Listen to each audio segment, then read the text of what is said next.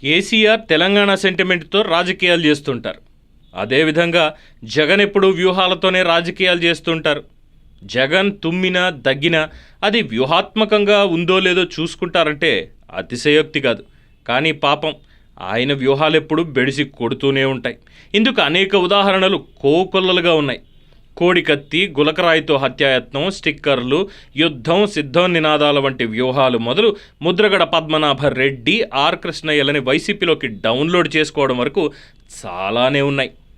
ముద్రగడతో YCP నష్టపోవడమే కాకుండా జగన్ని నమ్ముకుని వైసీపీలో చేరినందుకు ఆయన కూడా నవ్వుల పాలయ్యారు. సావాస దోషం అంటే ఇదేనేమో. మరో తాజా ఉదాహరణగా వైసీపీ రాజ్యసభ సభ్యుడు ఆర్ కృష్ణయ్య రాజీనామా. రాష్ట్రంలో టీడీపీ వైపు ఉన్న బీసీలందరినీ వైసీపీ వైపు తిప్పుకోవాల్సిన అవసరం ఉందని జగన్ గుర్తించి వెంటనే తెలంగాణకు చెందిన బీసీ నాయకుడు ఆర్ కృష్ణయ్యని ఆంధ్రాకి డౌన్లోడ్ చేసేశారు. వైసీపీ తరఫున 2022లో రాజ్యసభ టికెట్ ఇప్పించారు. వైసీపీలోనే బోలెడు మంది బీసీ నేతలుండగా పొరుగు రాష్ట్రం నుంచి ఆర్ కృష్ణయ్యని తీసుకురావడాన్ని వైసీపీ నేతలే వ్యతిరేకించారు. కానీ జగన్ ఏదైనా చాలా ఆలోచించి వ్యూహాత్మకంగా చేస్తారు కనుక ఈ డౌన్లోడ్ కూడా అటువంటిదే అని అందరూ సరిపెట్టుకోక తప్పలేదు. అయితే ఆర్ కృష్ణయ్య అప్పనంగా లభించిన రాజ్యసభ సీటు సంతోషంగా తీసుకున్నారు. కానీ వైసీపీకి చేసిన మేలంటూ ఏమీ లేదు. ఉండుంటే శాసనసభ ఎన్నికల్లో వైసీపీ గెలిచే ఉండేది. ఇప్పుడు ఆయన కూడా తన రాజ్యసభకి రాజీనామా చేసి జగన్మోహన్ రెడ్డికి మరో షాక్ ఇచ్చారు.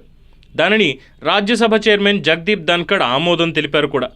రాజ్యసభలో ఆ సీటు ఖాళీ అయినట్లు ప్రకటన కూడా వచ్చేసింది. కనుక ఆర్ కృష్ణయ్య విషయంలో కూడా జగన్ వ్యూహం బ్యాక్ ఫైర్ అయిందనే స్పష్టం అవుతోంది.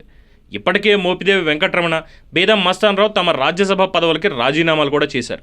వీరు ముగ్గురు రాజీనామాలతో వైసీపీ రాజ్యసభ సభ్యుల సంఖ్య 11 నుంచి 8కి పడిపోయింది.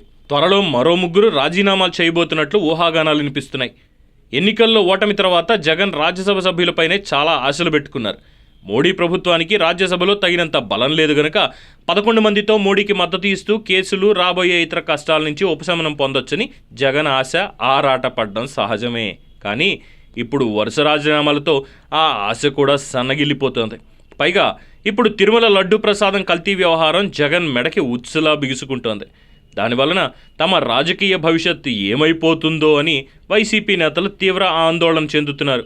కనుక ఈ సమస్యలన్నిటికీ ఏకైక పరిష్కారం మరో కొత్త వ్యూహం సిద్ధం చేసుకోవడమే. ప్రస్తుతం జగన్ అదే పనిలో ఉన్నారేమో. లోగుట్టు పెరుమాళ్ల కెరుక.